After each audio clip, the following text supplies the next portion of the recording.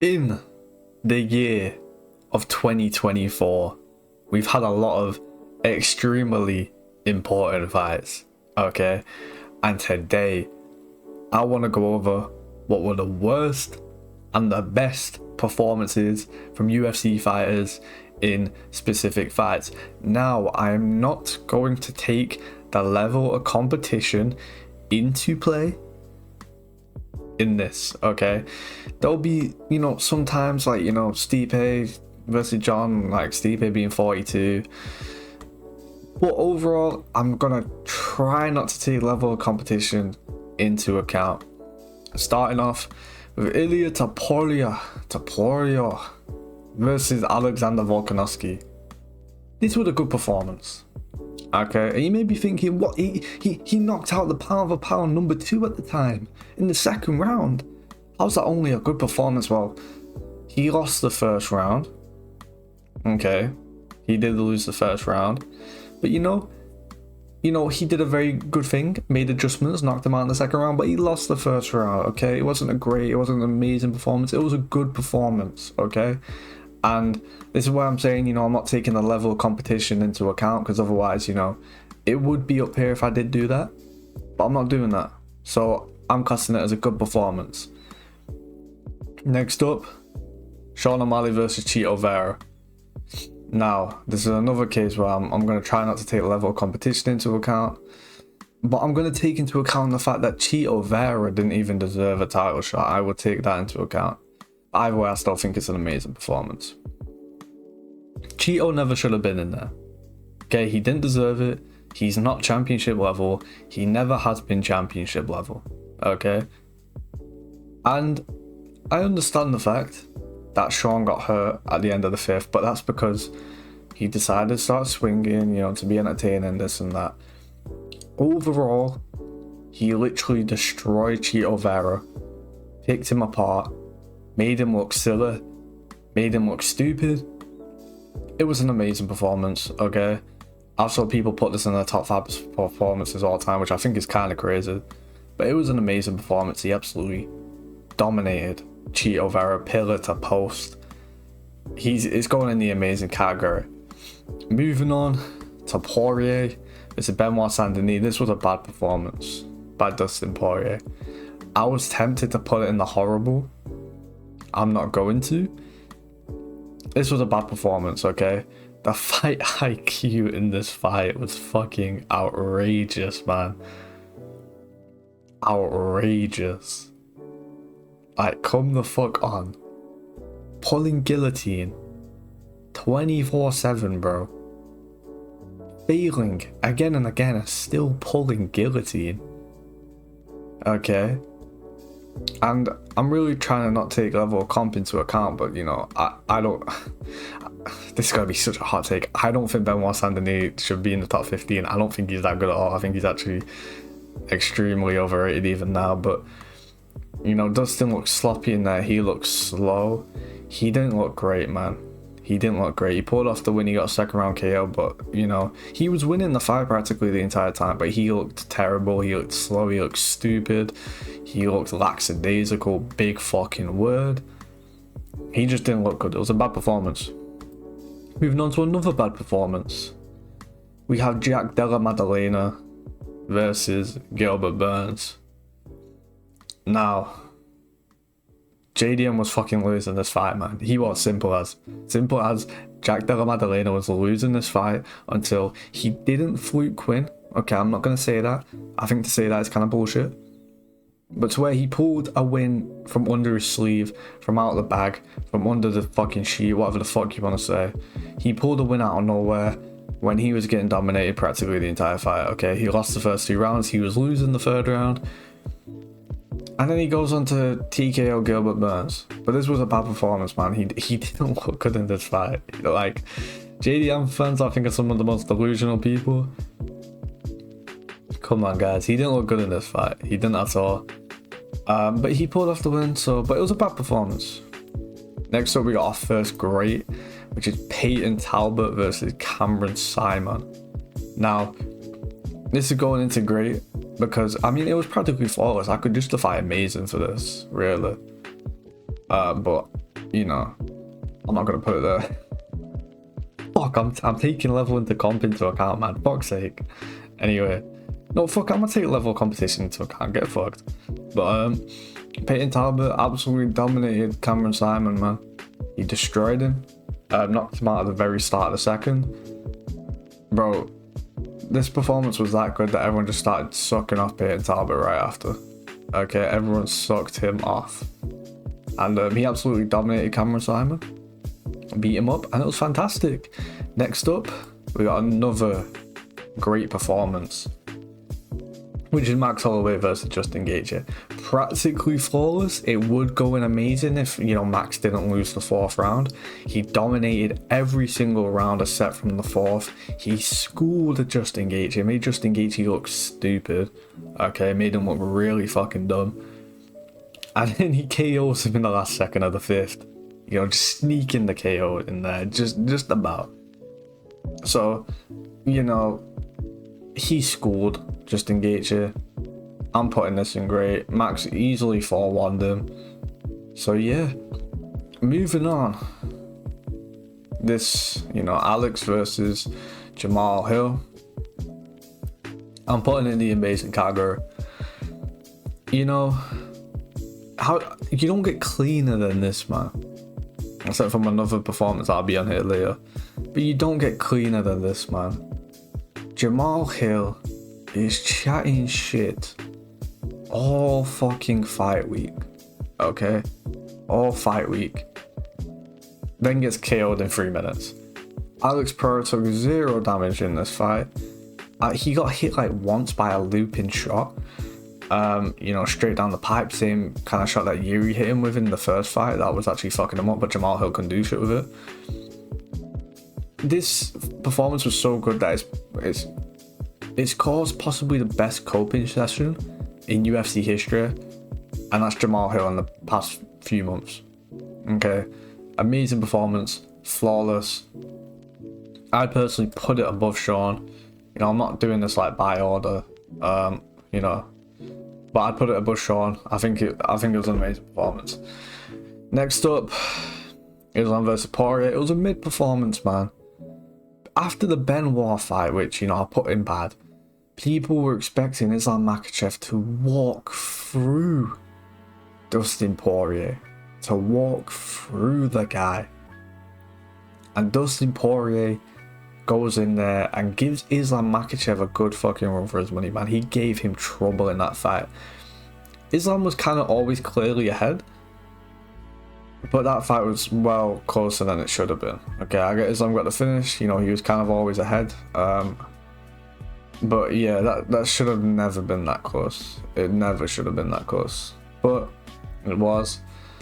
And it was a mid-performance by Islam Makhachev, man. The guy is the pound for pound #1. He should have took Dustin Poirier out quicker and easier than he actually did. It's going in mid. Next up, we got Sean Strickland versus Paulo Costa. Before you get angry, I'm not putting this in bad or horrible. Was it extremely boring? Yes. Did he 50-45 Paulo Costa extremely clearly? That's another yes. Listen, man, he 50-45'd him. Can't put it in bad. I can't put it in horrible. I could put it in mid because it was extremely boring.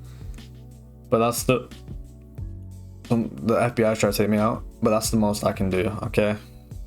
Next up, we got Whittaker versus Ikram Aliskerov. Okay, this was a great performance. I don't want to put it in amazing because, you know, Ikram came in short notice and all that. But like, how do you get better than that, man? Whittaker literally KO'd the guy within like a minute. Okay, KO'd him within a minute or two. Whittaker's first KO in like 7 years. Short notice. It was fantastic, man. Okay, there's not much to say here. Moving on. Alex versus Yuri Prochazka. This was an amazing performance. Look at poor Yuri, man. Look at him laid out, man. That's so sad. But you know, this was a perfect performance. I think, honestly, in my opinion, the most dominant title performance of the year. Just absolutely destroyed Yuri Prochazka. Like, Yuri, look, compare this to the first fight, night and fucking day. Night and fucking day, okay? Alex dominates the first round, knocks down Yuri at the very end of the first, goes out there second, head kicks, boom, some of the nastiest ground and pound you've ever fucking saw. Yuri stands up after the fight has stopped. Alex stares at him and knocks down Yuri by pure fucking aura. Okay, moving on to Belal. Remember the name Mohammed? It's Leon Edwards. This was a good performance. Okay, it was a good performance. Belal absolutely dominated Leon Edwards. Leon looked stupid this entire fight. He got dunked on his head right on his bald spot. Okay, no man wants that happening to them. And Belal was a huge underdog coming into this fight, man. No one thought Belal would. I fucking didn't. And then he goes in there and he dominates Leon. So it was definitely a good performance. Next up, Dricus versus Izzy. This was a mid performance. I understand this is the nature of Dricus. This is how Dricus is. He's retarded. His fights have to be retarded, okay? But I mean, I'm trying to think how I remember it. I remember it being even going into the third. I remember Izzy winning the third and Izzy pretty clearly winning the fourth before he got submitted. So for me, Dricus was losing this fight. Okay, he was losing this fight. It was a great fight, but he was losing it. But he pulled out the bag. You know, I think it was a mid performance. It wasn't bad. It wasn't good. Moving on. Hear me out. Hear me out. Hear me out. Hear me out. I got a good reason. I got a good reason. By the way, I'm not a Sean O'Malley fan, just to make that clear. But I got a good reason. I don't like my rap. Moving on. Moicano versus Benoit Saint-Denis. Benoit's on here again. He's on here again. He's lost both times. Get fucked. I'm putting this in great. Okay. He did lose the second round, but I do genuinely believe he was taking that off. And he 10-8'd him in the first, man. One of the most beautiful displays of, you know, just grappling that we saw this year. Top 3 in my opinion. You know, thingy, what's it called, man? Bro, my brain died. Oh yeah, he just dominated him. He just dominated Benoit. It was a great fucking performance, man. 10-8'd him in the first, like I said. Yeah. Next up, Khalil versus Alex. You're going in mid. You're going in mid, okay? Khalil didn't deserve the title shot. It does not matter how good he looked, okay? We gotta talk about the time. He didn't deserve the title shot, okay? He was a huge underdog going in, and he won the first 2 rounds. Now listen, man, Alex locked the fuck in. He locked in. We appreciate that. But he lost the first 2 rounds, which against a guy who he was meant to KO in the first. It was a mid performance, okay? Moving on. How dare you disrespect a fucking legend like Jose Aldo?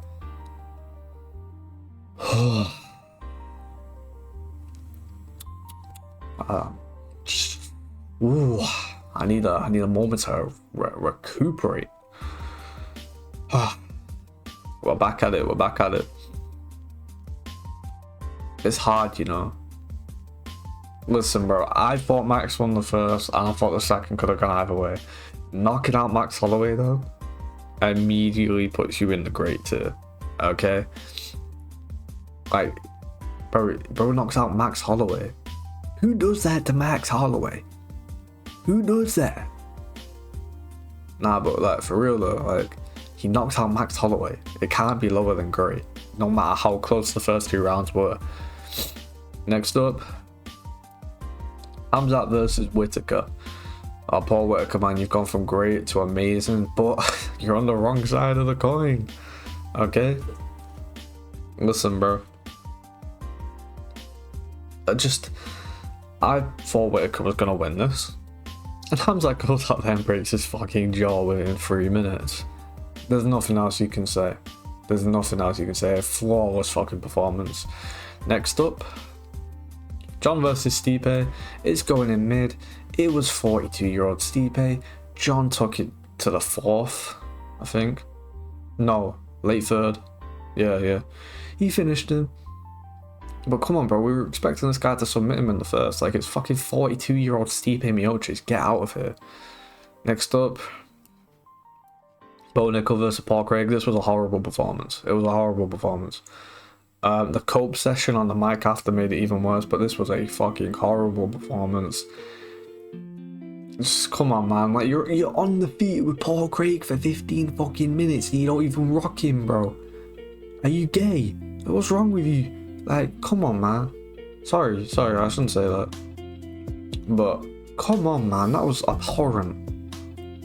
Next up, we got Charles versus Chandler. I'm gonna put it in good. I would normally put it in mid. It's Charles Oliveira though. Like, the knockdown doesn't count, bro. Like, it's bound to happen. You know what I'm saying? Like, come on now. I'm putting this in good. Okay, this was a good performance overall. He clearly won this 4-1. Yeah. Next up, the last performance that I got. Peter Yan versus Davison Figueiredo. This is going in good. Peter Yan clearly won the fight. It was beautiful to watch. Okay? And that is, in my opinion, the best and worst performances of UFC 2024. Let me know what you think. Okay, the bottom row we got, you know, the fucking spawns of Satan. And at the top we got some beautiful performances, man. Like, subscribe, do all that in a bit.